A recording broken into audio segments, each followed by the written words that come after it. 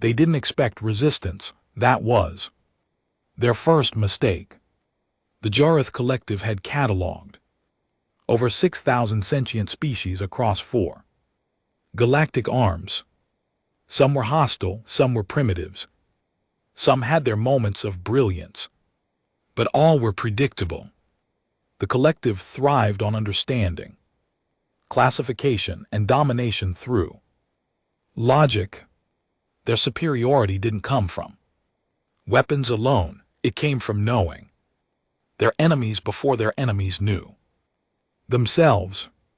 So when their probes picked up signs of an unregistered human colony on the dead edge of Sector 91 Beta, their curiosity was mild at best. Earth had fallen silent decades ago. Humanity, scattered and leaderless, was believed extinct or assimilated. Whatever this colony was, it would be manageable. A simple sweep and study mission. They sent a research vessel, modest in arms, heavy on sensors. 5 analysts, 3 biological specialists, 1 warframe drone unit. The ship's commander, Thurix Vel, wasn't worried. No fleet needed, no backup called. After all, it was just humans. The first signal they intercepted should have raised alarms. It was audio, distorted by time and static, but unmistakably human in cadence.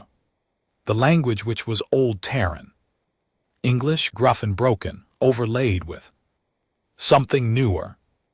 A mix of dialects, maybe. Or maybe something else. Hold the line. If they step into the iron, we bury them in it.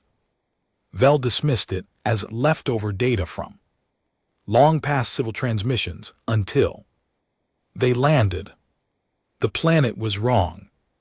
Too quiet, no wildlife, no ambient noise, just silence. The kind that grates on instinct and memory like a predator is holding its breath. The land looked lifeless, but beneath the surface metal shimmered.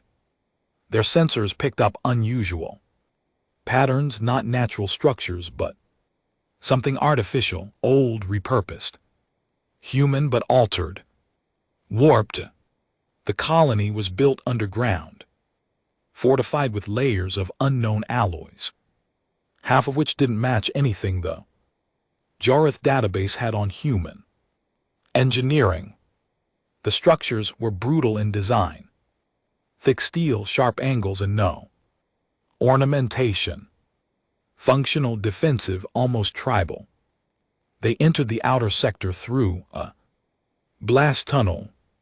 No welcome, no broadcast, just cold steel and walls scorched from some long forgotten fire. Then they found the first one. A man, if you could still call him that. Tall, bare-chested, eyes like burned coal, skin weathered and etched with markings, ritualistic, intentional. His left arm was missing, replaced by some kind of self-welded mechanical limb.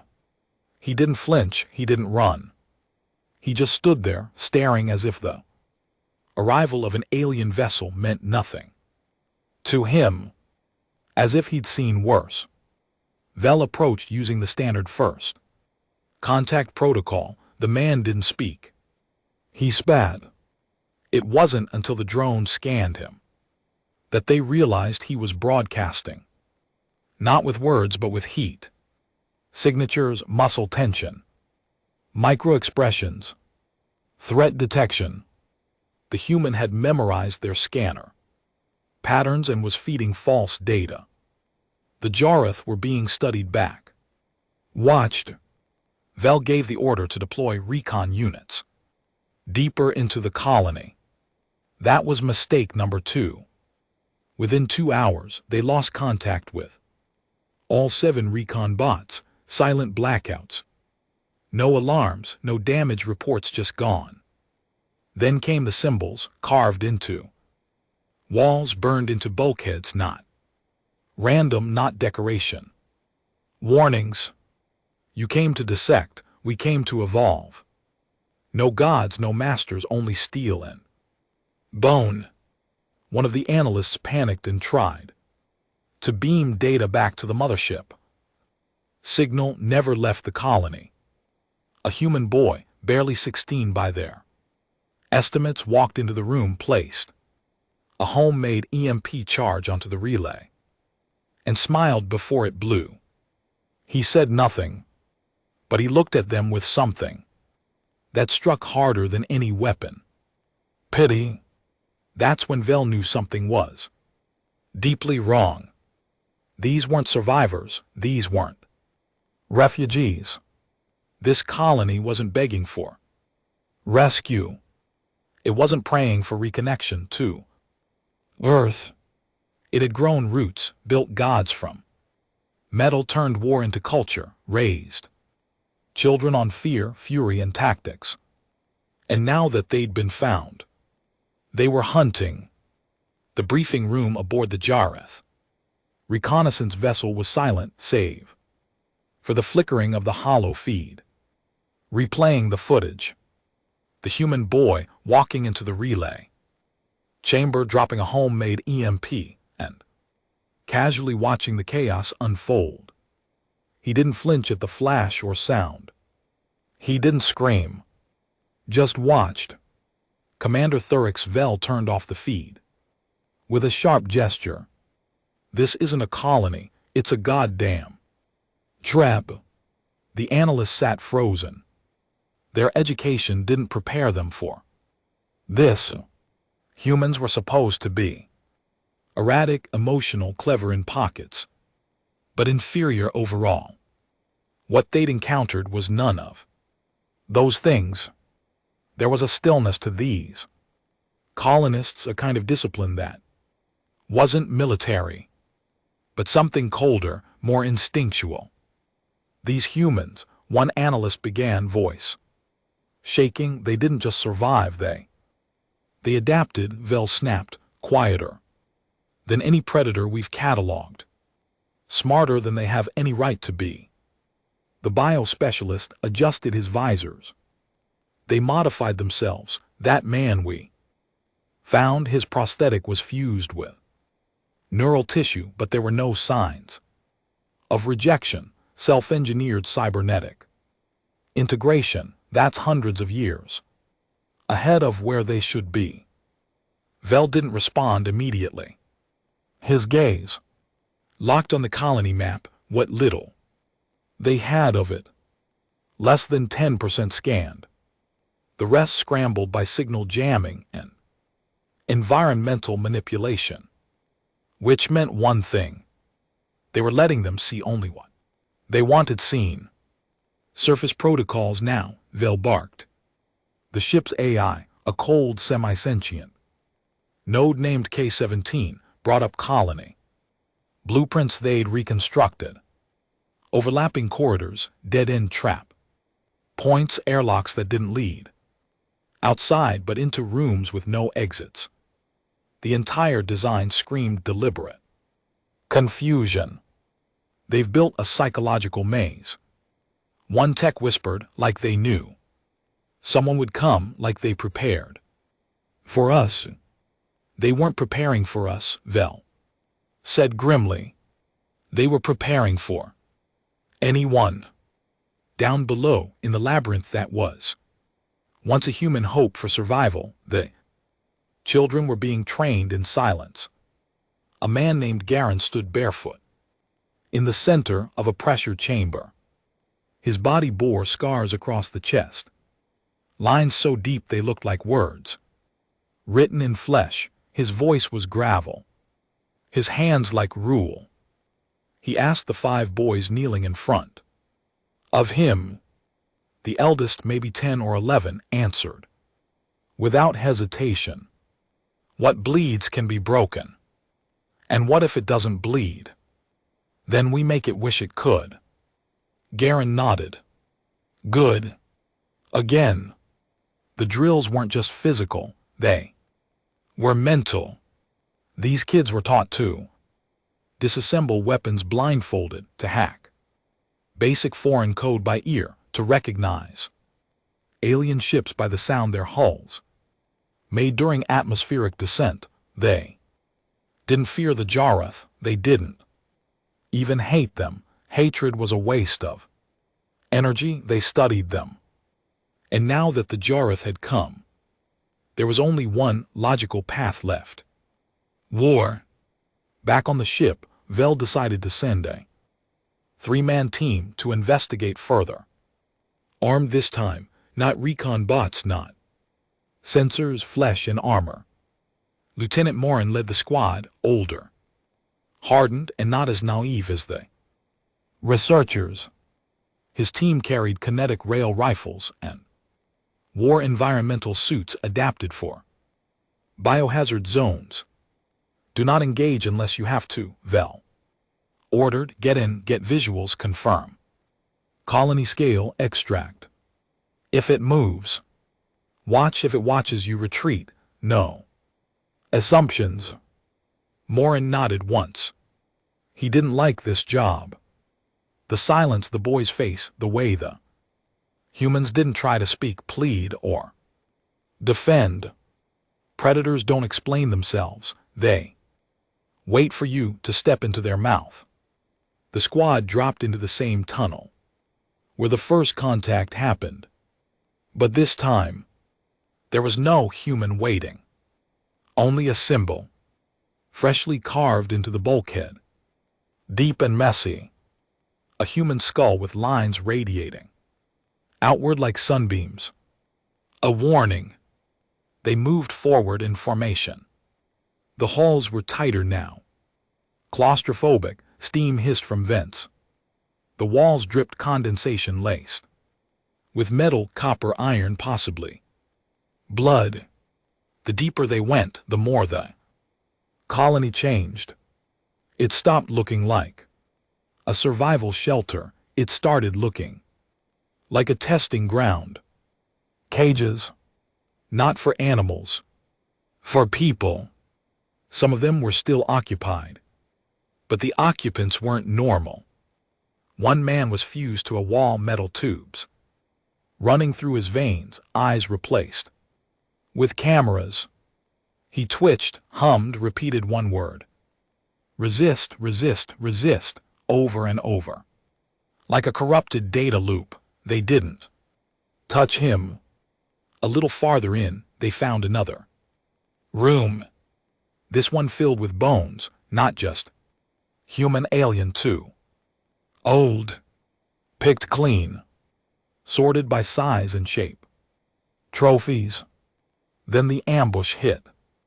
Not from the shadows, not a sneak attack. A door slammed behind them, locking with a magnetic seal. The walls pulsed, lights shifted to red. A voice echoed through the room. Male, calm, human. You brought weapons, smart, but you brought your fear with you. That's the real mistake. Marin barked, identify yourself. But there was no reply. Only a grinding sound. From the far end, a panel opened and a figure stepped out. Another human, but different. Taller, shoulders broad. His face was painted black with soot.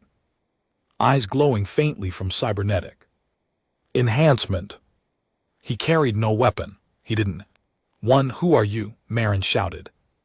The man answered simply. We are the ones Earth left behind.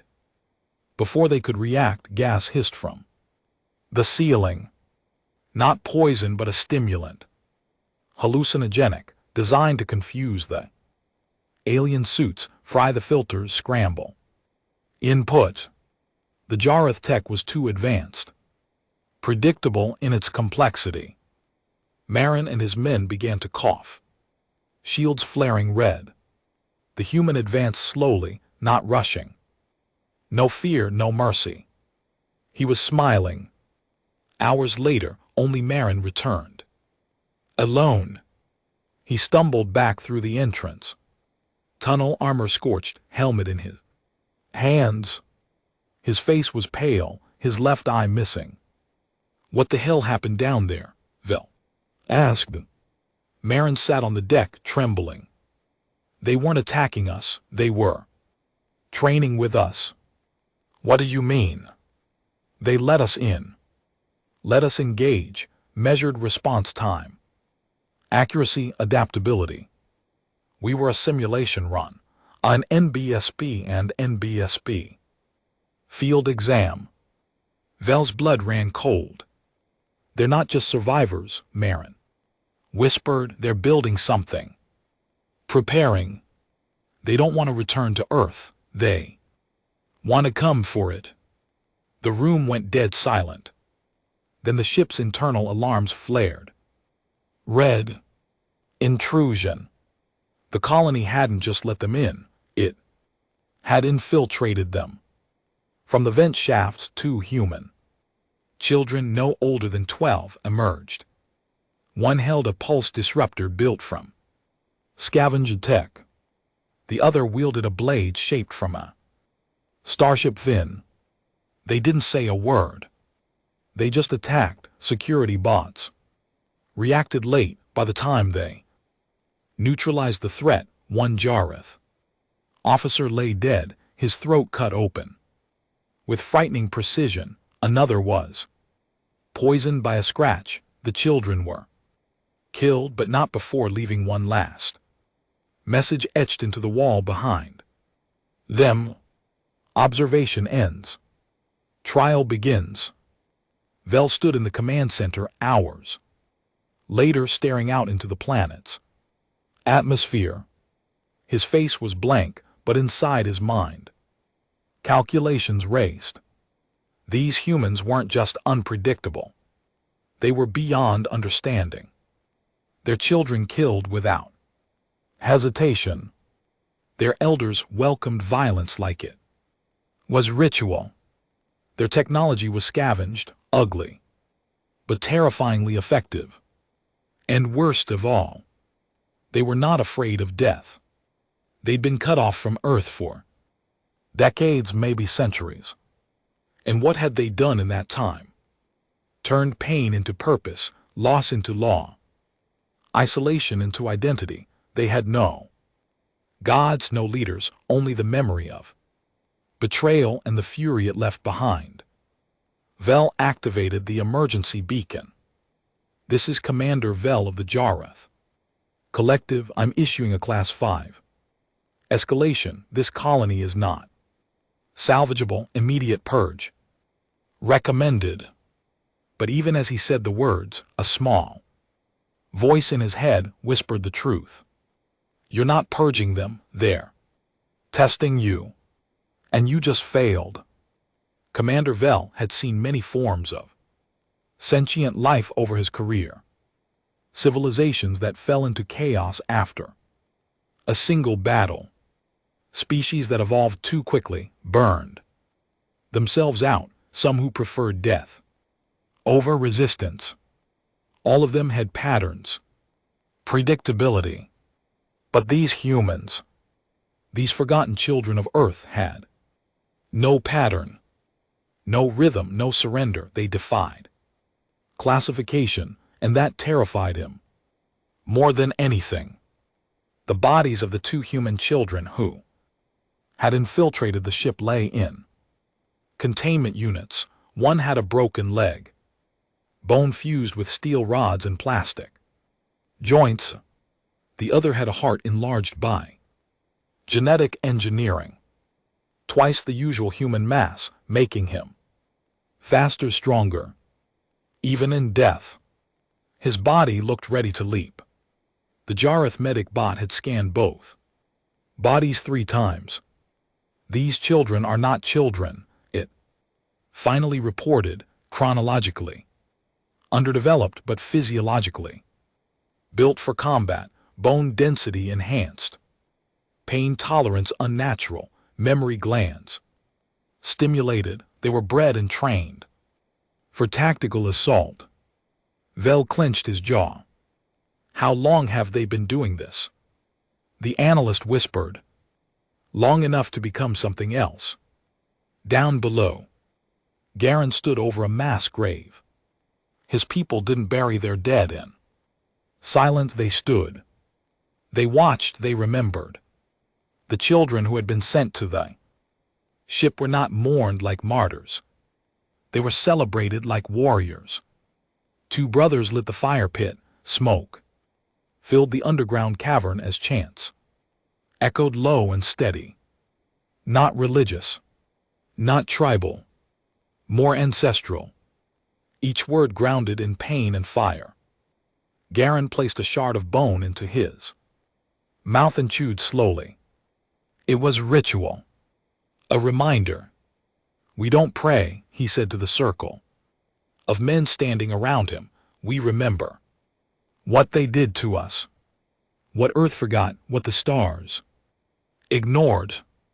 A younger man, barely 20, asked, "Do we strike now?" Garen's gaze hardened. "Not yet. We let them believe they can run." He turned toward the wall, a map of space crudely etched into steel. He touched the location of Earth. They abandoned us, now we return. Evolved. On the Jareth vessel, Vel's recommendation for planetary purge was rejected. The collective didn't act quickly on extermination protocols, especially not against a species they had once catalogued as nearly extinct. Bureaucracy and arrogance had always slowed them, and this time it would cost them dearly. Instead, they ordered containment. Observation. Vel cursed under his breath. He knew what this meant. They were going to get more of his people killed. He called in Marin. "You still want payback?" Vel asked. Marin's eye patch was new. He hadn't spoken much since the ambush. But at those words, his silence broke. "They killed my squad like it was a game. Then it's time we flip the board." Vel ordered a strike team, 12 soldiers, fully armed, armor-reinforced drones, flying in formation. Marin would lead them. Their mission was no longer recon. It was disruption. "Make noise," Vel said. "Burn their corridors, force them out." "What if they don't come?" Vel paused. "They will." They entered through the upper hatch, different from the tunnel they'd used before. The colony's design had no uniformity. Each sector seemed like it had been built independently by different minds at different times. And yet, it worked. There were no wasted paths, no unnecessary doors. Every inch had a purpose.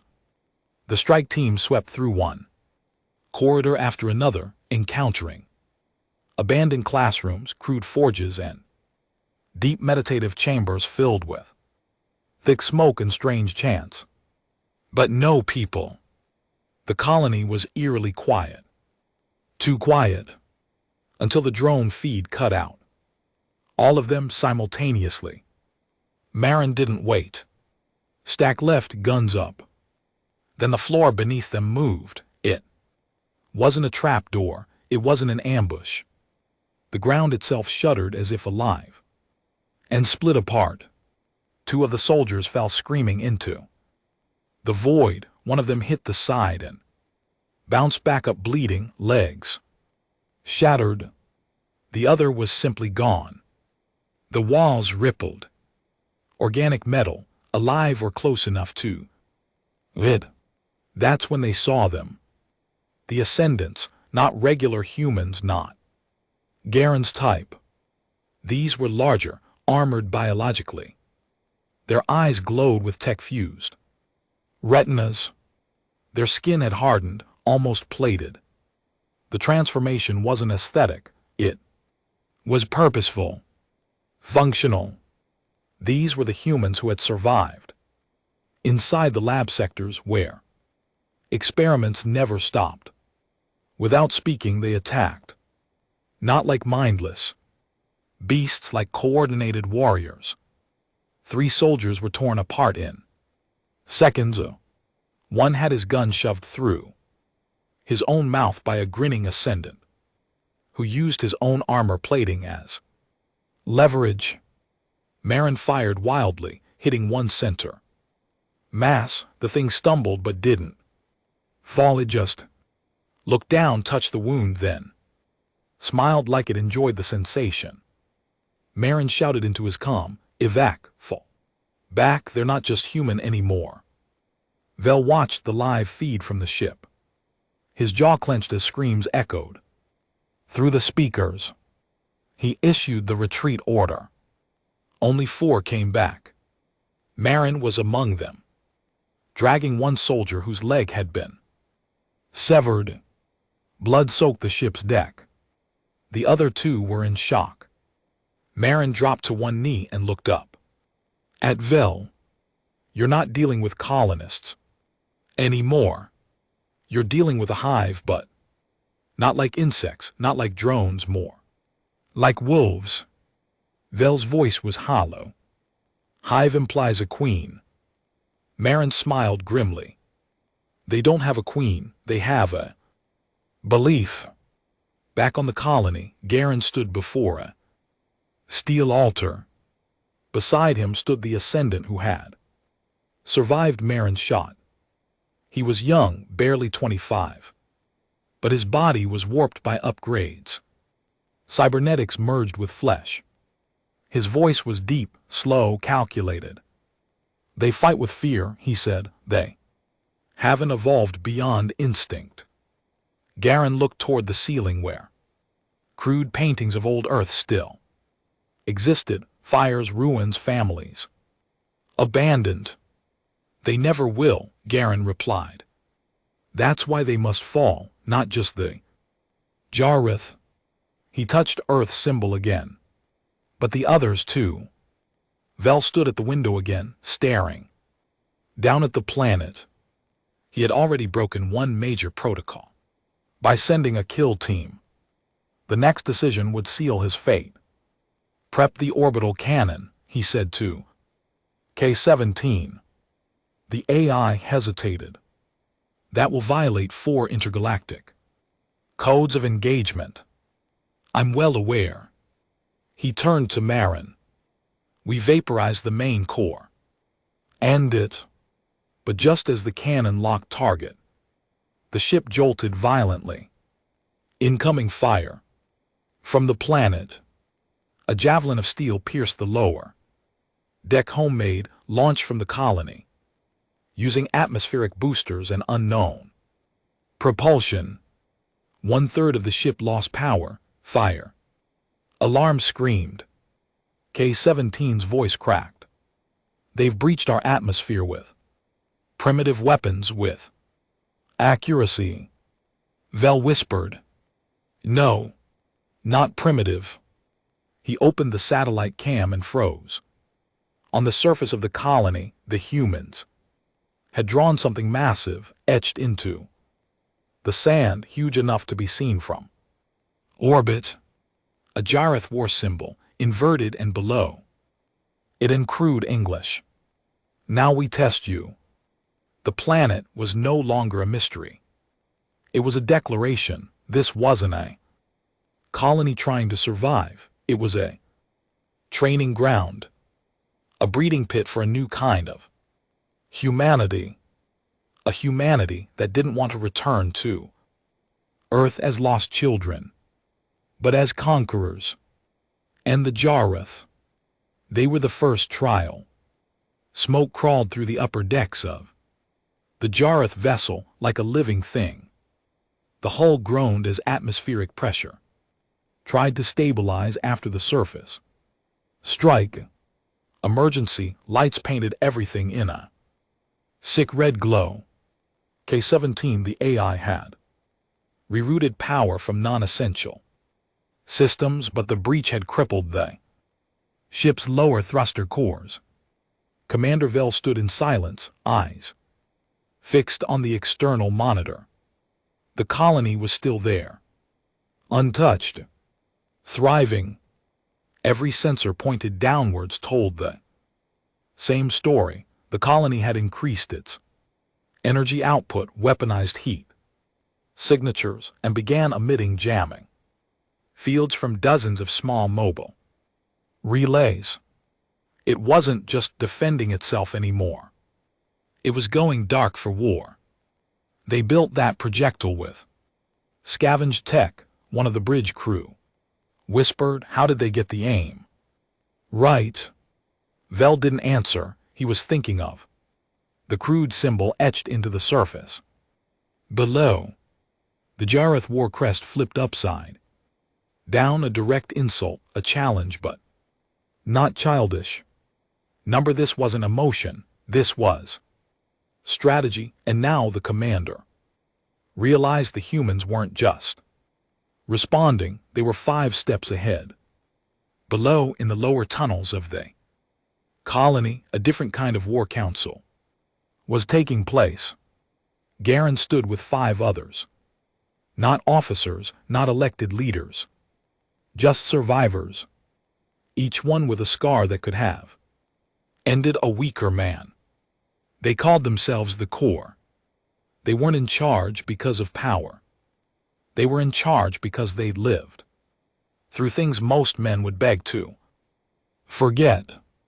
The ship is damaged, said the youngest Malric, his voice sharp like glass. 1 engine offline, their AIs running on minimal cores. Garen stared at the map drawn across the wall. Hand sketched, always updated. Each dot showed where sensor bait had been placed. Every quadrant lit up based on Jareth movement. They weren't just monitoring the ship. They were tracking behavior. Another elder Garrick spoke. We could hit them again. Send another strike through their wounded flank. Take the rest of the propulsion offline. No, Garen said, eyes narrowing. Let them feel cornered. Let them bleed. First. He looked at the boy beside him, a lean, silent figure no older than 15, carrying a pack full of explosives and tools. Take 4, go into the upper shaft, not to kill, just watch, learn how they die. The boy nodded and vanished into the shadows. On the Jareth ship, Marin was in the med bay. He hadn't slept in over 30 hours. The painkillers didn't touch his thoughts. What haunted him wasn't the death of his squad, it was how surgical it had been. The colonists didn't waste movement. They didn't fight with emotion. They calculated fear, weaponized silence, and hunted in pairs like seasoned tacticians. They aren't human anymore, he muttered. To no one in particular. One of the injured soldiers across from him looked up. Then what are they? Marin answered without looking. Something better. Vel entered the room, scanning the remaining wounded. We've lost 9, including 2 who self-terminated rather than risk capture. Marin didn't flinch. Can't blame them, this place doesn't show mercy. Vel leaned closer. We need a route inside, a weakness. Something. Marin finally looked him in the eyes. You're not going to find it from above. You're going to have to bleed for it. Vel paused. You volunteering? Marin smiled grimly. Already packed. Hours later, a pod dropped into the canyon outside the colony, disguised under atmospheric debris. It wasn't picked up by surface sensors, except the humans weren't standard sensors. They were children, spotters, runners, young as 10, embedded along the cliffs with handmade lenses and triangulation tools. They saw the pod, let it land, then reported it through shortwave pulses and heat-coded signals. Marin didn't know he was already marked.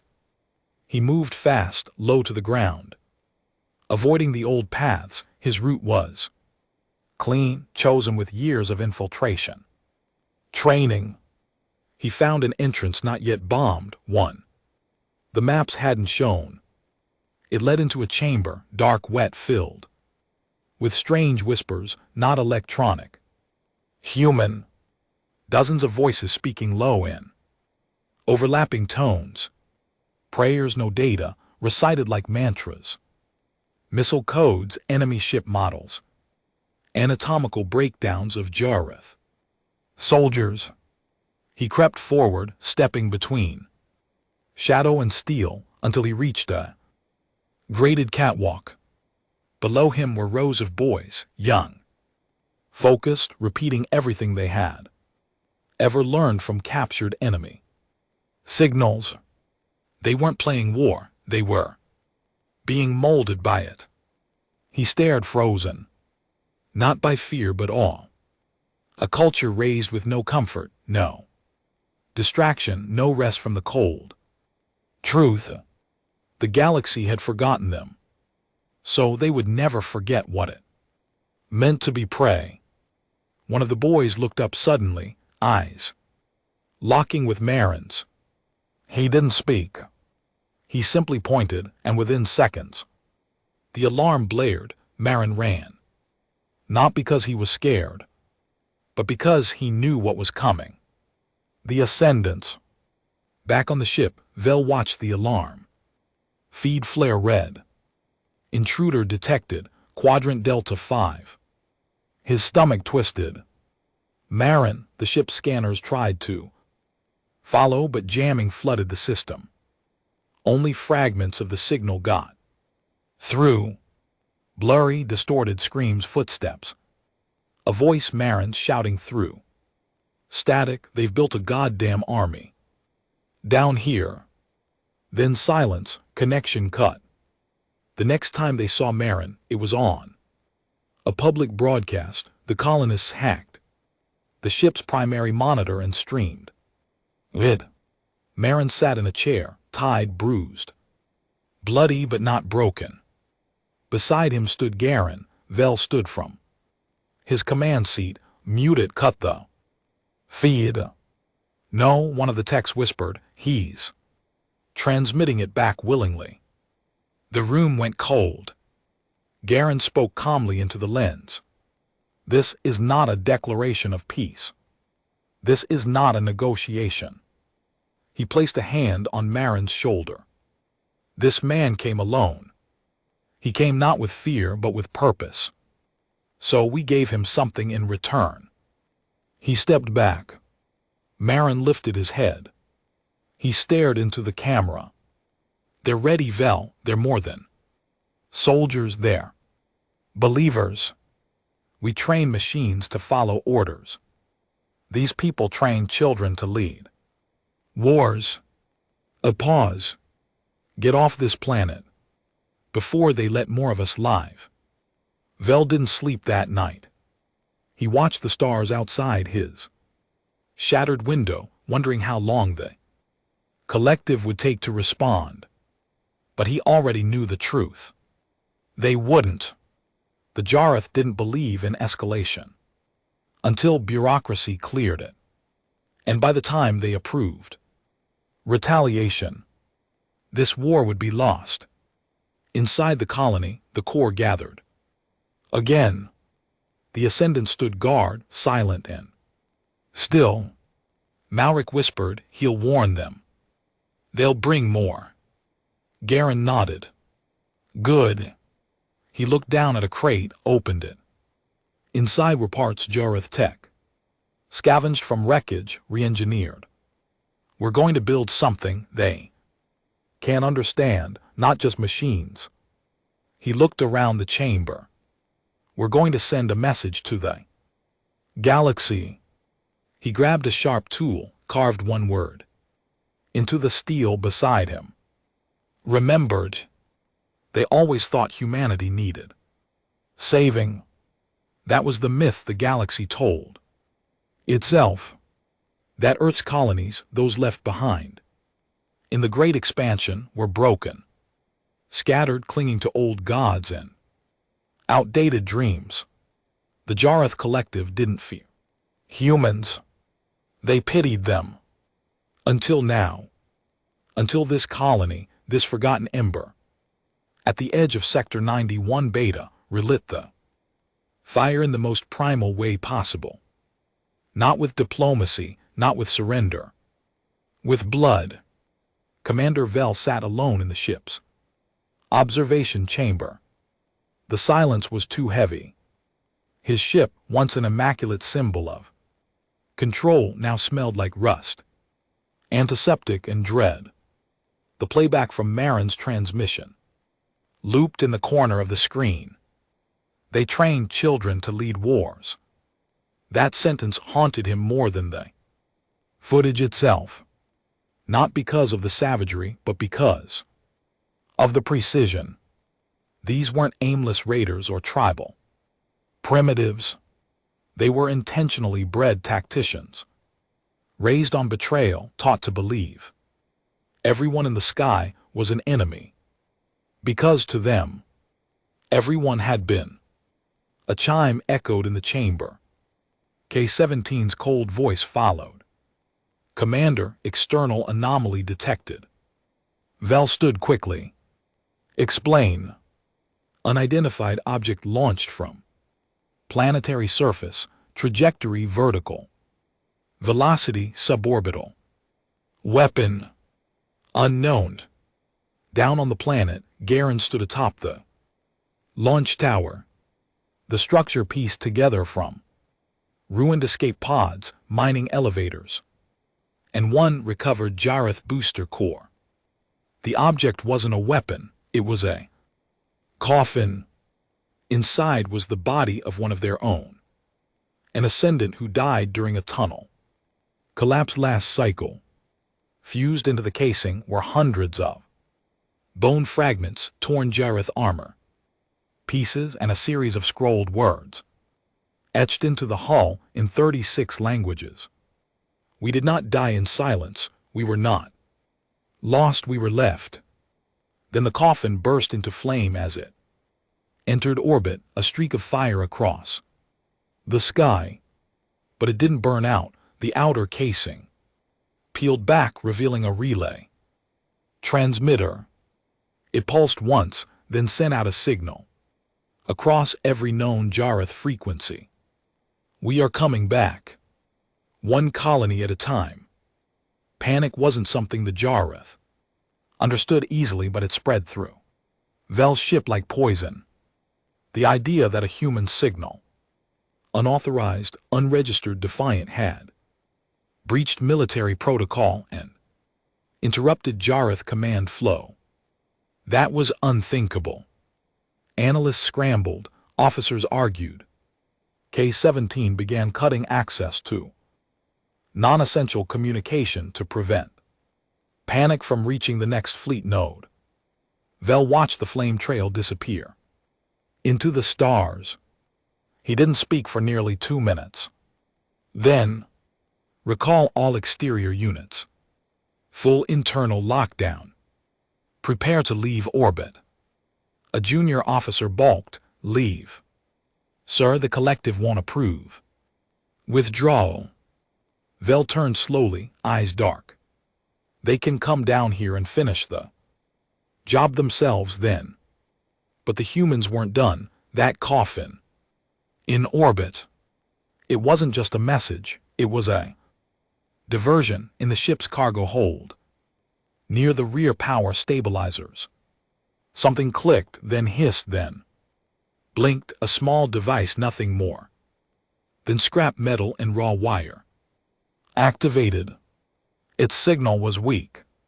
Primitive analog, which is why it bypassed the Jareth's high-level firewall protections entirely.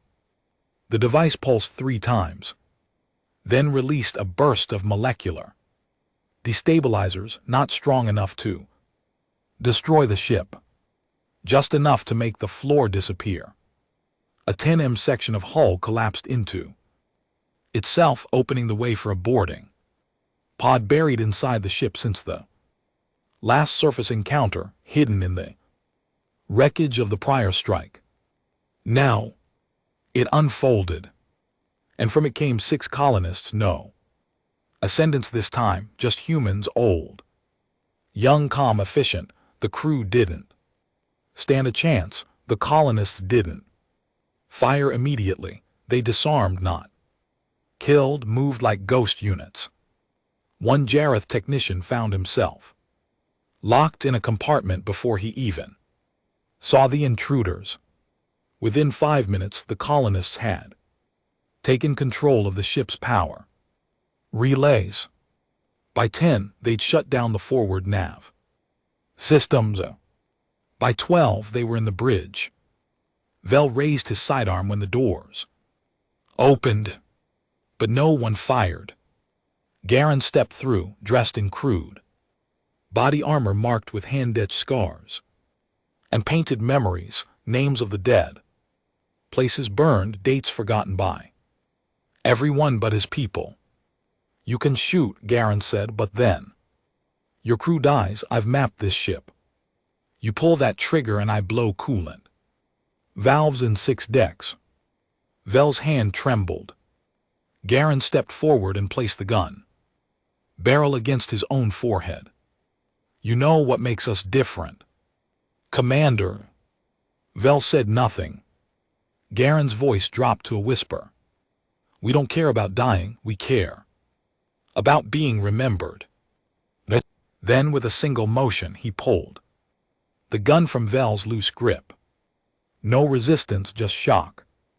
Because for the first time, Vel realized he was no longer the apex species in the room.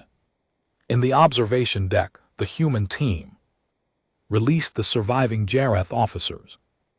Didn't torture them. Didn't even speak.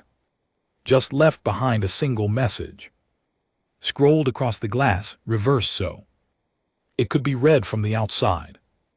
This was mercy. We only take the ones worth learning from. Then they vanished. By the time Jareth reinforcements arrived 6 hours later, the ship had been gutted of weapons, data cores, and classified schematics. And the humans gone. Back into the tunnels of the colony. Back into myth. News traveled fast, despite Jareth efforts to suppress it. The footage leaked. Marin's transmission, the orbital coffin, the boarding footage. Clipped, grainy but real. And worst of all, the words. We were not lost, we were left. It echoed through military circles. Whispered through independent stations. Analyzed by sociologists who had once dismissed these colonists as savage relics of a failed expansion. Now they were becoming a doctrine. Inside the colony, Garen stood before a wall of names, new ones added daily, not of the dead, of the converted aliens. Dissenters, forgotten soldiers who had seen the message and believed in it. The colony was no longer isolated. It was growing, not through conquest, through contagion, through ideology. Vel, now removed from command, stood trial in front of a Jareth military tribunal. The charges were stacked high. Negligence, unauthorized engagement, exposure of military weakness. But all Vel could do was stare at the final image they showed him, captured by an automated satellite days. After the event, a new structure had risen in the colony. Not a weapon, a statue. 2 children standing side by side, one holding a hammer, the other holding a piece of Jareth armor like a broken toy. Below it, written in twisted, jagged English, you feared our weakness, but we weaponized it. Vel didn't speak during sentencing. There was nothing left to say. He already knew. They hadn't lost a colony, they'd created a war that couldn't be stopped. The transmission was less than 20 seconds long, static. Then a single phrase. We are not the last. We are just the first. It wasn't sent from the human colony. It came from 3 systems away, Sector 89. Gamma Deep Space Mining Region, Jareth. Controlled, locked down for nearly 50 years with a fully integrated garrison, and no reported human population. Until now, the satellite that caught the signal was destroyed seconds after the message sent. No survivors, no wreckage left, just silence and fear. Because if there were more human colonies out there, others that had survived, the galaxy's map was wrong. The Jareth database was wrong. Everything they thought they understood was wrong. High Inquisitor Raltek of the Jareth Central Tribunal slammed a clawed hand onto the table. This was supposed to be a footnote in history, a dead colony, an inconvenience. The gathered strategists said nothing. No one interrupted Raltek when he was in this state. He pointed to the floating hollow map. Each red dot was a known instance of contact with human resistance since the coffin signal went live. 12 in 4 cycles. And these weren't random attacks. Each one was coordinated, intentional, like someone was activating them. One of the generals finally spoke, voice brittle. We believe the colony isn't alone. They're networking now, other survivors. Or believers. Believers, Raltek hissed. Are you suggesting they're building a religion? No, sir, the general said slowly. They're building a memory. Inside the colony, Garen walked through the foundry hall. It was hot, filled with smoke and sweat, and the hammering of metal. Children as young as 10 learned to shape weapons from the bones of fallen ships. Every swing was deliberate, every piece of armor, every plate, every bolt, crafted not by machines but by hands. Not because they lacked technology, because this was ritual. Garen stopped beside Malric, who had grown noticeably broader since the early raids. His face was older now, his hands no longer trembled when holding a weapon. They've started responding, Garen said. Malric nodded, wiping grease from his face. The others awakened, 4 confirmed. 3 more likely. And the ship still functional. We took more than just fuel. Malric's eyes darkened. We fly soon. Yes, Garen said, but not alone. Elsewhere, on a research moon in Jareth space, an alien scientist named Draskell watched the coffin footage again. Something in it haunted him. Not the message, the silence, no screaming, no begging, no last words. Whoever that man was, sealed into that orbital coffin, he chose to die like that voluntarily. No weapon, no bargain. Draskell had studied many species. Martyrs were common. But this was different. This was calculated. Martyrdom, willing self-erasure for maximum psychological impact. And it worked. Because every time that footage played, every time someone heard, we were not lost, we were left. Something broke inside them. Not sympathy. Guilt, the kind that spreads. The kind that recruits. In a cargo hauler halfway across the galaxy, a Jareth technician named Lauro 10 sat in silence, watching the smuggled broadcast again. She wasn't military, she had never even seen a human before. But when she looked into the face of the boy holding a cracked Jareth helmet and smiling like he just caught a god with its pants down, she felt something. Shame. The collective had told her that humans were done. But they weren't. They'd just become something else. In a dark hallway inside the colony, Marin stood with Garen. He had remained after the boarding raid. Not as a hostage, not even as a guest. He had asked to stay. You're the enemy, Garen had said. No, Marin had replied. I'm proof the enemy. Breaks. Now he wore rough forged armor. Still had the patch over his left eye. But he no longer carried a Jarath weapon. He carried a blade forged from the ship he once served on. Garen studied him. You've trained soldiers, you've seen empires. Marin nodded. Then you know what comes next. Yes, Marin said. They'll purge. And they'll fail.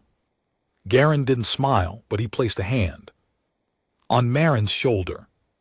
Then we teach them why. The Jarath mobilized everything. By order of Raltek, 3 full war fleets were deployed. No more observation, no more analysis. The time for understanding was over. The humans would be erased. Their colony turned to glass. Their memory sealed in redacted files. The first fleet arrived in less than 1 standard cycle.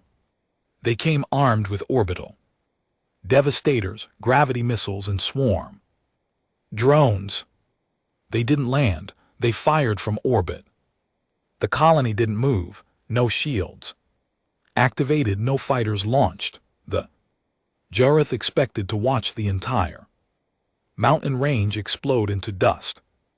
But what they got was silence. Then the fleet's long-range sensors cut out, then the missiles vanished from tracking, then the dreadnought at the center of the fleet imploded.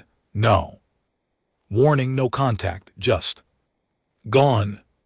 Inside the hull breach, a signal was left, burned into the steel by hand. We learned from your weapons, now they fear us too. 1 week later, the collective received a message they could not suppress. A warcruiser Jarath class, broadcasting live footage, the crew bound and left alive. And in the command seat, a child, maybe 11. Comms guard smiling.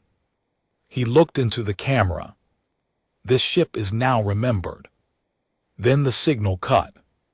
The rebellion wasn't organized. It didn't need to be. All it took was one truth. They had survived. All it took was one message. They were never saved, never rescued, never even mourned. They had to become what the galaxy couldn't imagine.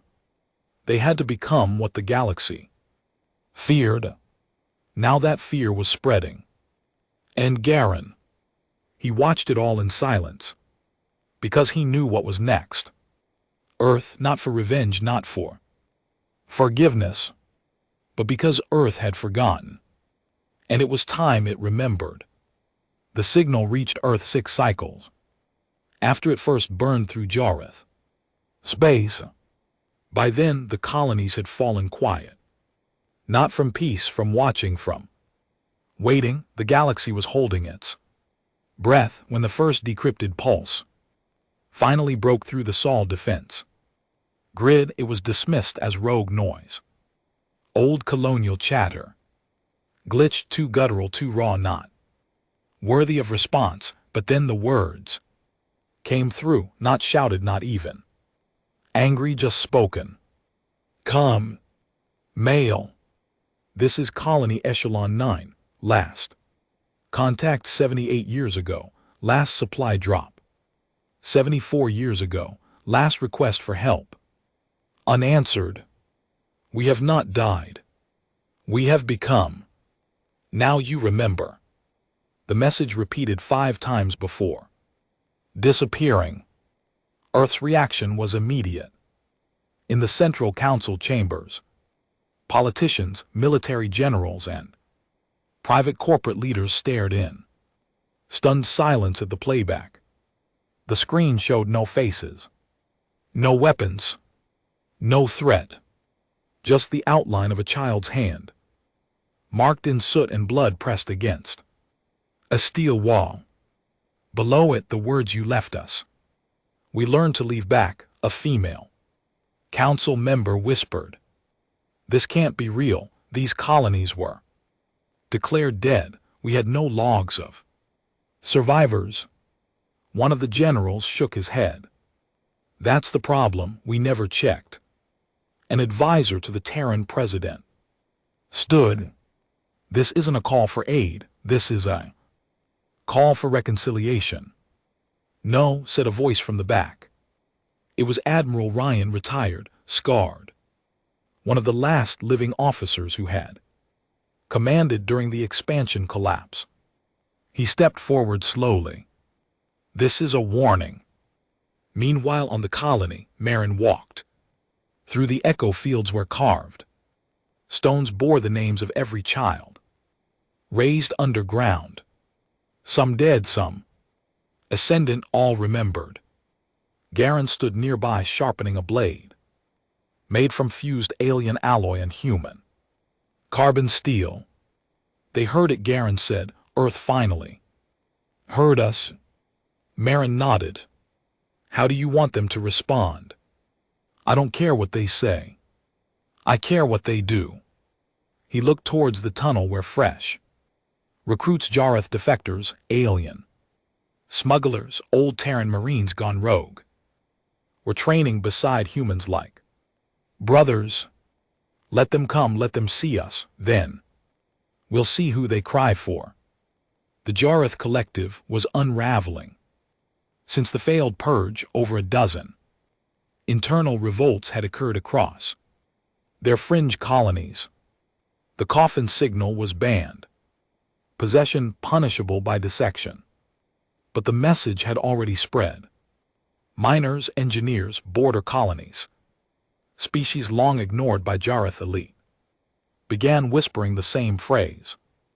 We are not lost. It wasn't just human colonies waking up, it was an ideology. And the Jareth had no weapon for that.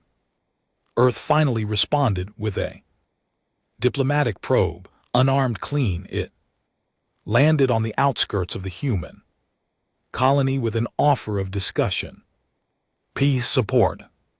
Assistant Garen and his corps stood at the edge of the drop site watching the sleek, untouched white drone unfold like a mechanical flower. It projected a holographic image. A Terran diplomat, male-suited, smooth-voiced. We acknowledge our absence, our abandonment, and we extend full reparations, our deepest regrets. Let us help rebuild. Garen didn't speak. He walked to the drone, pulled a jagged piece of metal from his belt, then with quiet precision stabbed it into the projection unit. The hologram flickered, shorted. The drone's casing sparked and collapsed. Only then did Garen speak. Regret is soft, and soft is why we were forgotten. He turned to the others. We don't want peace, we want truth. We want them to bleed memory like we bled survival. Marin didn't flinch. Neither did the others. They didn't cheer. They just nodded. Back on Earth, the destroyed drone sent its final data back. The image that shook the Terran Defense Council was not the stabbing. It was the eyes of the man who did it. Flat, cold, not hostile, just untrusting. Like he'd seen every kind of lie a civilization could offer and stopped listening years ago. They called an emergency summit. And for the first time in Earth's new history, they asked the question no one wanted to say aloud. What happens when the abandoned don't want to come home? The answer came 1 week later. An Earthbound vessel, a private corp science ship, was ambushed in neutral space. Its coordinates had been leaked. On board were biorecords, original colonial data, and a full classified history of Earth's expansion failures. All of it was taken. The crew spared, left floating in a pod with oxygen and a single message burned into the side: keep your lives. They were Never the cost we wanted. Earth started to fracture. Some wanted to send an army, others wanted to welcome them. But more dangerous than both were they. Ones who began agreeing with the colony. Men who had been born too late to serve. In the expansion, men raised under silence and buried. Records. Men who now watched the footage of Garen's people and said that should have been us. They began carving the same mark on walls across Earth's undercities. Black handprint, and beneath it, remember us or lose us. The Jareth tried one final strike, one last desperate move, not an army, not a fleet, a bomb, cloaked, compressed, slid past the colony's orbit hidden in asteroid debris. It was meant to turn the entire valley into plasma. It never made it to the surface because the ascendants were waiting. They pulled the bomb from orbit with gravity anchors, scavenged from Jareth wreckage, rerouted its path and sent it into the sun. It detonated, a flare so large it reached the colony skies. But no one died. Not one. Only a new word was added to the wall. That night, try harder. In the deep systems, other colonies began speaking up. Some human, some hybrid. A once-thought-dead Martian mining sector blinked online. A prison ship once reported destroyed responded with a coded message. We still remember who you let burn. And then, worse for Earth than all of it, a rogue Earth fleet responded. 7 warships, no longer loyal to the Terran Union. They hailed Garen's colony directly. We remember what you became. Teach us how to do the same. Inside the main chamber of the colony, Garen stood over a large map of the galaxy. Markers lit up, each one a place that answered the message, some human, others not. They weren't a faction, not a species, a belief. Marin lit a flame beneath the map, not to destroy it but to swear to it. Earth fears will come back with hatred, he said. Garen nodded. But we're not coming back to be heard. We're coming to be felt. It started with a silence, no warning. No declaration, just every orbital satellite around Earth flickering. Offline at the same time, military systems locked up, civilian comms froze. Defense AI looped through outdated code. Like a seizure. For 43 seconds, Earth's sky went mute. Then a single word appeared on every screen, every monitor, every retina. Implant, every handheld across the planet, remember. The first ship broke through the clouds. At 200 hours above the Pacific, it wasn't sleek, it wasn't Terran-made, it looked more like a weapon than a vessel. Parts torn from old Jareth dread. Knots welded with thick human alloys. Scarred, blackened, built without elegance but with purpose. The news feeds called it the Ghost Crown. The military called it a threat. But the colony didn't speak. Not yet. It landed off the California coast. Outside any city in silence. A waiting move. A psychological move. Letting the world spin itself into panic. Without saying a single word. Admiral Ryan stood in the Earth Defense headquarters watching the satellite footage. His jaw locked, he didn't blink. They're not cloaked, one officer muttered. They want to be seen. They want us to blink first, another said. Ryan didn't say anything. His eyes traced the ship's surface, markings not from any Terran database. Scars, names, tally marks carved into the hull, each one a memory, each one a grave. Inside the ship, Garen stood at the observation deck. He didn't speak either, Beside him were two children, both armored, both silent. Malric stepped forward from the shadows, now bearing a new symbol across his chest. Earth's broken flag split down the middle with a black handprint stamped over it. They're waiting for us to demand something, he said. Garen's face remained unreadable. We don't demand. Then what do we do? Garen exhaled. We show them what it cost. The ramp lowered on Earth's soil at dawn. No army walked out, no weapons were drawn, just 7 humans. Garen led them, barefoot, unarmed, wearing armor forged from suffering in years no one dared count.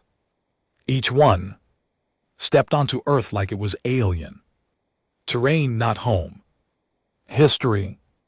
Earth's military watched from beyond the ridges, snipers, drones, defense mechs primed, but no order was given to fire, because something in their stride stopped logic cold. You don't shoot ghosts when they come home, you wait to see if they still remember how to bleed. At the Terran Senate, a special session was held. No cameras, no press. Just Garen standing before the same men and women who had signed the abandonment order decades ago. Their successors, their inheritors, their polished legacy. The president stood. What is it you want? Garen looked around the room. Calm. Quiet. We don't want anything. Silence fell. He stepped forward slowly. You left us, you forgot us. And now, the stars remember us better than our own blood does.